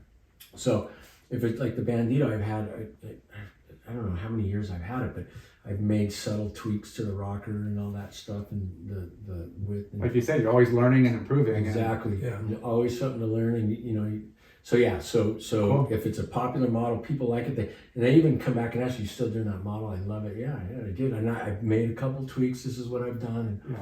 And so I have a stub model. So try and rocket fish, just different things to try and cater to what everybody wants. Yeah, you got to have your solid lineup that's your go-to, and then whenever trends change and kind of. Yeah. And then I do a lot of, some guys will just be really particular. Like I do boards for this one older guy that's been surfing Newport for years, and he's a woodworker, so he'll make his rocker template, he'll make his outline template, and then I'll hand shape it, and comes out with some pretty cool. And then Peter Schroff will airbrush it. He's a good friend of Peter's, so yeah, just stuff like that. But one thing I was going to say that I didn't say early on is one of the earlier boards that we did have was my brother had a 5'4" Schroff twin, and Schroff used to put a bunch of V in off the tail of his boards. That little thing worked good. But I recently went and got a board from Schroff just because I wanted him to shape me. I like to get boards. Lance went moved to Tennessee for a while, then he came back into town, and I'm like, these guys are getting older, I should go grab a board off these guys, because they used to make my board, I used to have them when I was younger. So Lance made me a board, works really good, and I like to compare it to what I'm making and stuff. But it's good to try that stuff too, For sure. So cool. Yeah. Paying respect progression and design innovation, it happens, but then you look back at where it came from, and sometimes whoa, you can accomplish the same thing, you know what I mean? Mm-hmm. And sometimes it's better. The old way was better, it's cool. It's rad that Schroff got that chance to kind of pop back on the super creative. Yeah. Guy does amazing art. He's like a genius. Yeah. Yeah. When we went to his house to interview him, and it was it was mind blowing. I know. That's right. It was really cool. I'm stoked we got to go there for sure. See everything he's about. Yeah, I went up there, I ordered my board, and I videoed him doing a little shaping on it and stuff, took some pictures, but that sort of stuff is gonna, it's gonna be here. Yeah. Right? Yeah. Same with Lance. I got him making a board. So you never know, where they're gonna be or where they're gonna go. Yeah. So, kind of cool, little piece of history. Definitely. Yeah. Well, shit, this is awesome. Yeah, thanks for sitting down with us, man. I'm stoked. Thanks for having me. Super fun. Yeah. Enjoyed it. Yeah, and listeners, check out his website. Go order a board. Support your local shaper. And we should do one quick shout out to the sponsors. Thank you to Shade Sunscreen, Bonsai Bowl, Just Live CBD, I'm looking Ashland forward to that. Seltzer. Yeah, you're sponsored now, bro. Again. Yeah. Stoked. And we'll get you some shoots. Some Schutz beer. Shoots beer. Oh, Japanese nice. lager. Really? Yeah. Yeah. I'll have it along with my sushi. There you go. Well, thanks for sitting down with us, Mike Yeah, Estrada. thanks for Estrada. Estrada Surfboards. Over Peace. and out. That was epic.